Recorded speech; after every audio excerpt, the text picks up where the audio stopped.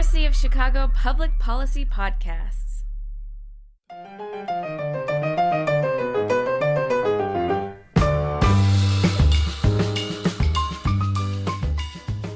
Hi, my name is Stormy Kim. I'm a second-year MPP student at Chicago Harris and the head of Popcorn Policy, a new podcast series where we examine the policy topics presented in popular movies. This episode, MPP and MBA student Jason Zukus will host a discussion of Marvel's Black Panther with two expert panelists, MD and MA in Public Policy student Aamir Hussain and MPP student Julian Lake. Thank you for the introduction, Stormy. This is Jason, your host for this episode. When I thought of the idea to have a Black Panther episode, I knew right away who to ask. As self-proclaimed comic book nerds, Aamir and Julian often spar about the latest Marvel movies in their free time anyway, so it took a little convincing to get them to come to record this discussion. It's a pleasure to be here. Yeah, thanks for having me. So for this episode, I'll focus the discussion around three key policy issues raised by the movie Black Panther. First, democratic legitimacy. Second, arming minority groups. And third, scientific diplomacy. I've organized it in this way so it gets increasingly spoilery as the episode goes on, in case you haven't seen Black Panther yet. But really, if you haven't seen the movie, you should just pause the episode and go watch it. It's available on Netflix right now, so. Yep, last Marvel movie that will be there. So get it while the getting's good. Last one that'll be there? Like, yeah, new Disney. Oh. Disney's pulling their stuff from Netflix, so. That's brutal. Yeah. So let's start with democratic legitimacy. After watching Black Panther, I came out of the theater thinking to myself, wait a sec, so none of this would have been an issue if Wakanda had just had democratic elections, right? Like, the only reason why Killmonger was able to take power... Alright, sorry. There's really no way to avoid spoilers here. But the only way he was able to take power was because they still use this antiquated system where the ruling Black Panther's legitimacy rested on a test of physical strength, and anyone could challenge him on it. So my question for you two is, while elections might have made for a much less exciting movie, wouldn't that have solved all the problems that T'Challa ended up facing? A majority of Wakandans were happy with him and wanted him to keep ruling, right? This is true, but you have to understand that if Black Panther, if T'Challa did not engage with Killmonger in this duel of fates, then it would have usurped his legitimacy as the leader of the Wakandan people. You see, Wakanda is based off strength hierarchy, and so if a challenger approached the king and challenged the throne, then it would have caused serious political damage to T'Challa's new leadership, that he was not able to dispatch this usurper from in the field of combat. Yeah, I actually had the after this movie, I liked it so much that I read Ta-Nehisi Coates' A Nation Under Our Feet, where this is actually the main issue raised in the book, is that should we have democratic elections for this historic monarchy? And they really didn't come up with a good opinion on this, because I think I agree with Julian that the culture of this country is based very much on being able to defend your nation against invaders, and the physical strength of the king is a representation of that. So it's democratic in the sense that anybody can challenge him, but if he wins, he basically has the authority for that. And I think you raise a good point, though, which is the democratic peace theory. The fact that two democratic countries have actually never engaged in a war against each other. So right now it's more of a correlation because we can't point to specific factors behind that, but one issue raised is that if people are participating in the war, they're less likely to vote for a war that will harm them directly. So it's possible that if they were both democratic countries, they would not go to war. There's also one other issue that I think we should mention when talking about the Black Panther, which is his connection to the Panther spirits and the past lives of all of the previous Black Panthers that preceded him. If we remember anything from DNO, that class that is no longer offered thanks to us second years, you're welcome first years. I like DNO, okay? Hey, you're not welcome here. Yeah, Aamir is a dual student, so don't take his word for it.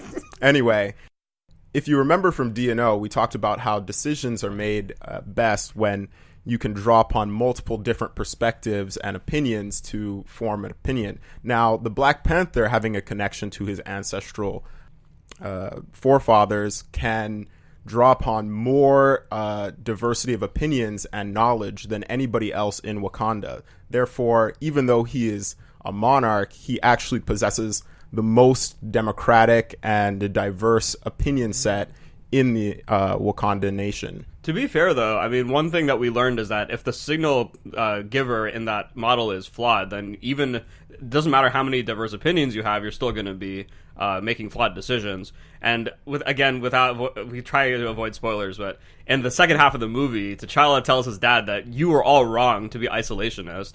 We should be engaging with the rest of the world. So it turns out that wisdom of the forefather wasn't very beneficial. Yeah, and that brings up another interesting point that you were saying that basically the Black Panther can actually draw on a lot of diverse opinions, but how diverse would you say those opinions are? Because isn't it basically only other monarchs, kind of like you're only getting the perspective of kind of the upper class, ruling class? What about kind of doing what's best for all Wakandans, including kind of lower class citizens? That's a good question, but I think that you'd have to go back to the fact that these are all the wisest and strongest leaders in the history of the Wakandan people. So even if it's not a completely diverse set, you are taking the opinions of, say, like, Martin Luther King, Thomas Jefferson. Well, maybe not Thomas Jefferson. Abraham Lincoln.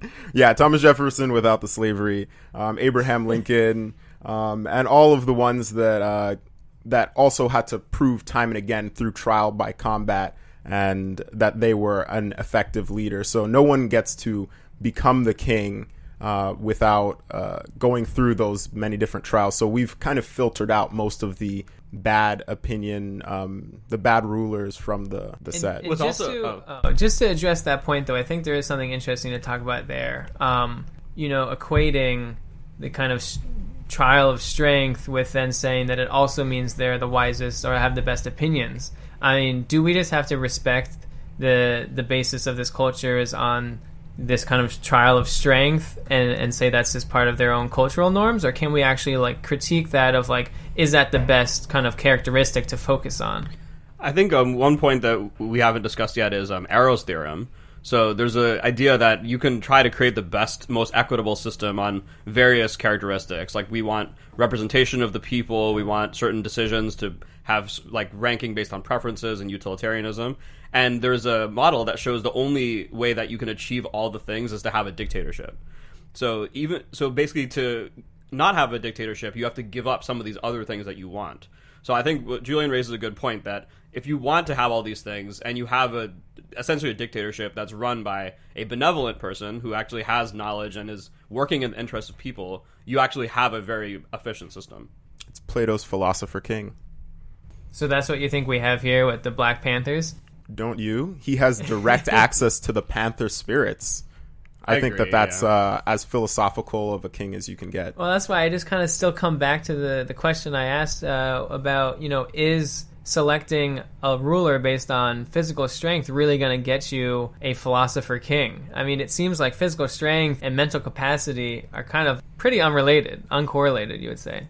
Well, it seems that the Black Panther, his primary job is to protect people, so that the physical strength is important, but he also has a council of advisors that he appoints to do other things. So his sister Shuri is like the scientific genius of the Empire, so her job is to oversee all of those things. So even if his job isn't to do everything, he at least knows who to appoint to accomplish those other tasks. Also, our system here in this country is based off sort of innate charisma and entertainment to a certain extent, which isn't necessarily correlated with good leadership either. So, they use trial by combat. We use trial by words, which takes a lot longer and is much more expensive. So I don't think we're really in a fair position to judge the Wakandan people and their rituals. Yeah, that's a good point.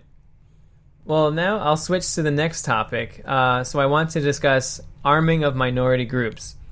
So at Chicago Harris, our analytical politics classes taught us about the importance of institutions and incentives. Without changing institutions or incentives, individuals will act similarly even if they're shuffled around into different positions. So to put this more concretely, in Black Panther, Killmonger wants to arm oppressed minority groups around the world with Wakandan weapons so they can rise up against their oppressors and bring about a more just world order. But won't those newly empowered groups then have the same incentives to turn around to become the new oppressors? Yeah, I agree. I think that was one of the flaws in his plan, was failing to account for strategic adjustment as well. So these minorities have the initial incentive to overthrow this leadership that they are oppressed by.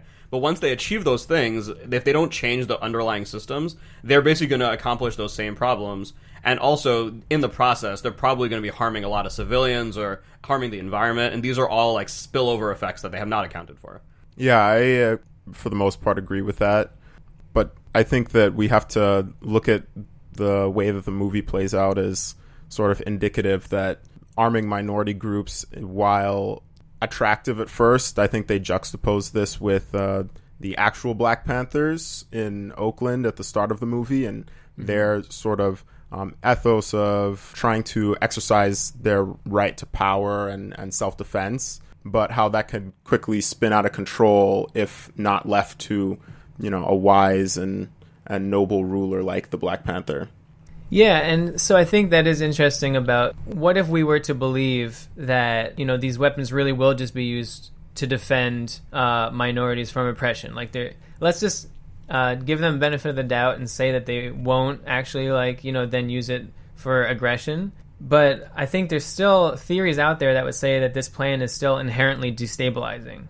So the problem is that there's a duality of weapons. So most weapons can be used for either offensive or defensive purposes.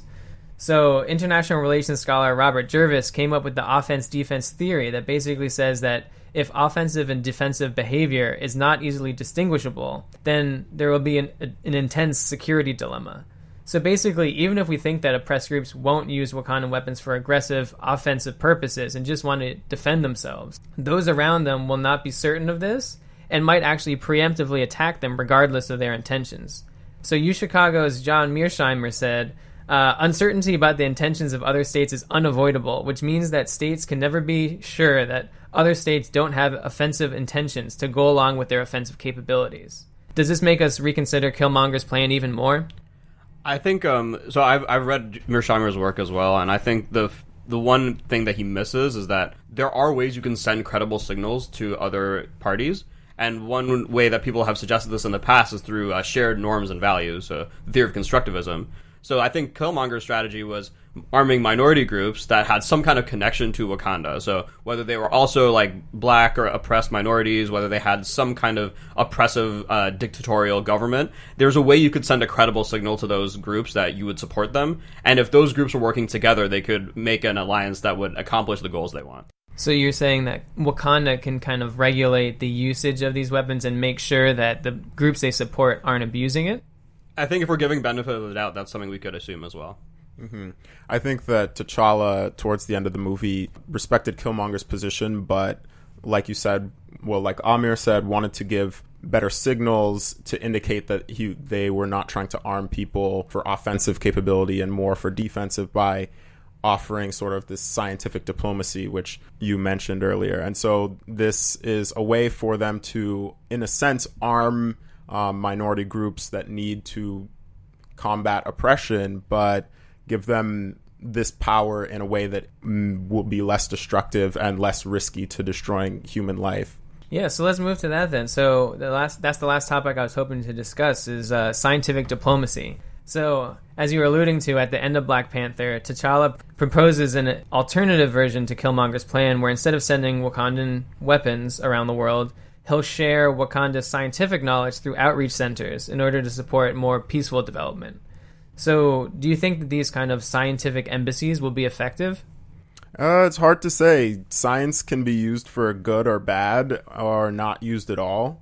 But I think that a good comparison might be the way that the United States worked with Europe at the end of World War II in the Marshall Plan. A lot of trade and science and money was exchanged at the end to the point where European nations and the United States are now very closely aligned in a lot of world affairs. So my anticipation is that this trade of ideas, Wakanda is supposedly much more developed than every other nation on Earth. And so there's a lot to gain from various nations from accepting this Wakandan technology and knowledge.